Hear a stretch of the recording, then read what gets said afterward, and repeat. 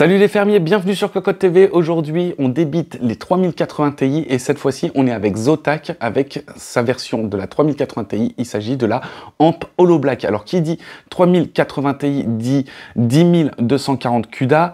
On a aussi 112 ROP, on a aussi 12 Go de GDDR6X avec un bus à 384 bits et une fréquence, une horloge à 1188 MHz. Au niveau de la fréquence GPU, on reste dans les normes avec les 1365 MHz de base avec un boost cette fois-ci overclocké et qui va pouvoir monter jusqu'à 1710 MHz.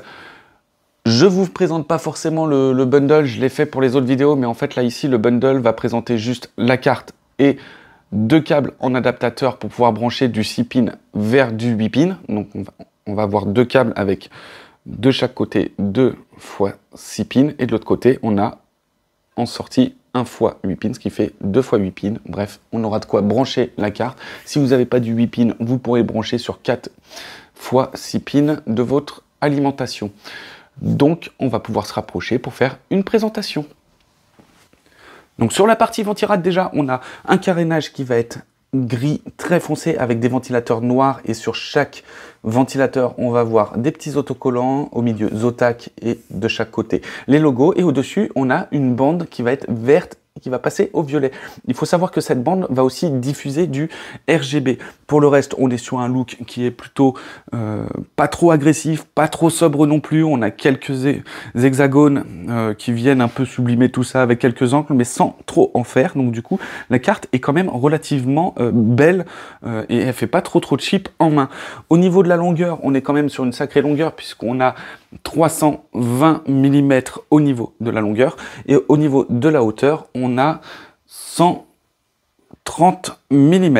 Au niveau de l'épaisseur on est sur 65, donc du coup on est un peu plus épais que sur du comment dire, du 2 slots. Mais il faut savoir que le 2 slots ici, même si ça dépasse un peu, on va pouvoir installer ça dans une configuration avec uniquement 2 slots comme dans notre Jones Plus. Alors, sous les connectiques ici, on a 3 DisplayPort et un HDMI. On a aussi de l'Argevent et vente qui se retrouve ici. Et derrière, on peut voir 5 caloducs. Alors, sur le devant de la carte, on a toujours cette bande bleue et violette avec la diffusion du RGB. On a aussi le reste du carénage avec quelques petits détails, le GeForce RTX ici en gris et on a la connectique en 2 x 8 pins. Ici, on a le retour de la backplate. Sur la backplate, donc pas beaucoup de détails non plus, on en a quand même. On a toujours ce côté un peu gris foncé avec des bandes blanches qui vont diffuser du RGB, le logo de Zotac qui ressort en vert et en bleu très clair, quelques dessins en noir, le GeForce RTX en gris et quelques petits évents. Alors il faut savoir que le PCB de la carte graphique s'arrête à peu près ici et donc du coup on a tout ça de backplate qui vient un petit peu peut-être gêner le flux d'air. On aurait peut-être aimé avoir beaucoup plus d'évents ici, peut-être que ça aurait amélioré justement le flux d'air.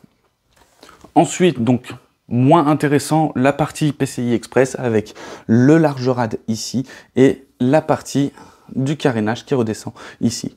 Derrière, on a le PCI Express en 4e génération. Et voilà en ce qui concerne la présentation de cette Zotac RTX 3080 Ti Amp Holo Black, une carte qui va s'en sortir relativement bien en jeu. On est sur des performances qui se rapprochent des 3090.